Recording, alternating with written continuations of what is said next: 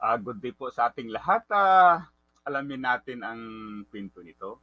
Kasi may harang sa gitna ng daan. Bakit kaya nagkaroon ng harang ang daan na yan? Napakaganda pa naman. Okay, so pakinggan natin ang kwento. Ngayon, ay babayaran daw kami. Hanggang ngayon namang 2023 na hindi pa kami binabayaran. Pangako ng pangako. Ngayon, pinaglalakad kami ng papeles. Ako namin, meron naman na kami papeles dahil binigay na sa amin 50% eh. Kaya ngayon, parang dinitactic na lang kami dahil kasi meron na kaming papeles sa kanila eh. Ngayon, maglalakad kami ng kung ano-anong papeles na pinakukuha nila. Pagdating na naman namin, kulang na naman. O di, nalakan kami noon dahil bibigay raw sa bandang huli. Ngayon, inaabot na ng mag-aanong na taon na.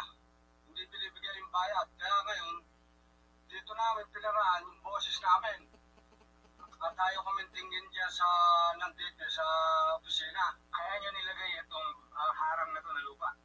Oo, kaya namin dito nilagay yung harang na lupa para kami mapasin.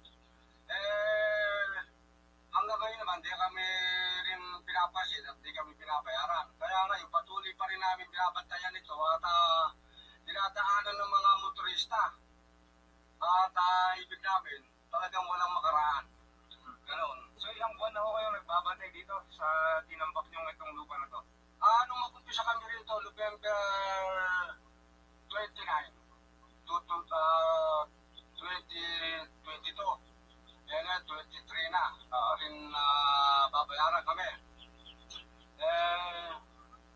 Kung nga ba, kung bakit ayaw nila ko yung bayaran, alam naman namin bayad nito eh.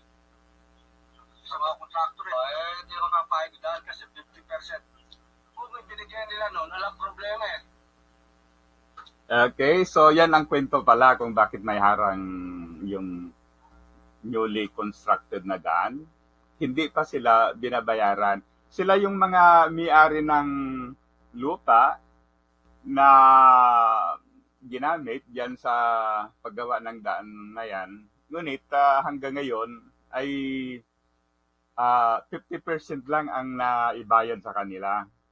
In fact, bali 7 years na yon yung paggawa diyan sa daan. So, matagal na. Pagkatapos yung paglalagay nilang yung harang ay sabi niya last November 29. So, October na. So, halos sa isang taon na. Okay. May mga nababasa akong pintulo ng ganyan, ano? O sinasabi rin ng mga kakilala natin na ganito. Halimbawa, yung isang daan ay isang lupa, mayroon silang lupa, pagkatapos ginamit yan for some purpose, like for example, yung pag-construct ng road, paggawa ng kung ano-ano. Ngayon, medyo matagal silang mabayaran. Naisip ko tuloy yung batas ukol dyan. I think ganito yan, ano?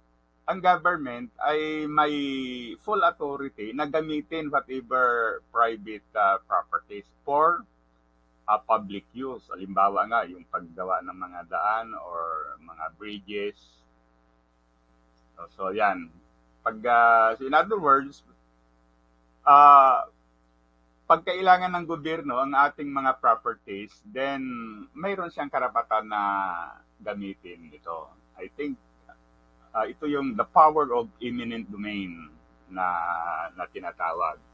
Ngunit, dapat din may just compensation. Yung compensation ay dapat yung fair o yung tama lang doon sa presyo ng lupa. Hindi masyadong mataas, but then yung hindi naman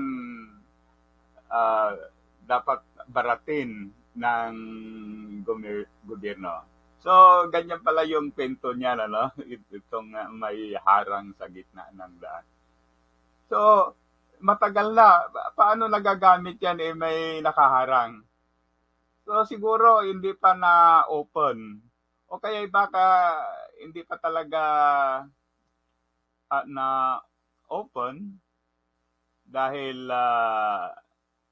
siguro may mga portion na hindi pa natapos. So, kaya may mga kulang pa na dapat gawin, ano? But sa ganyang katagalan, dapat mabayaran na yung mga may-ari ng lupa. DPWH sana titignan, ano? Kasi matagal na yung daan na yan, yet hindi nagagamit. So, loging-logi. Sayang yung ginastos na pira for that purpose. Okay? So, muli, salamat. Sana i-like at saka subscribe sa ating YouTube channel. Mabuhay tayong mga Pilipino.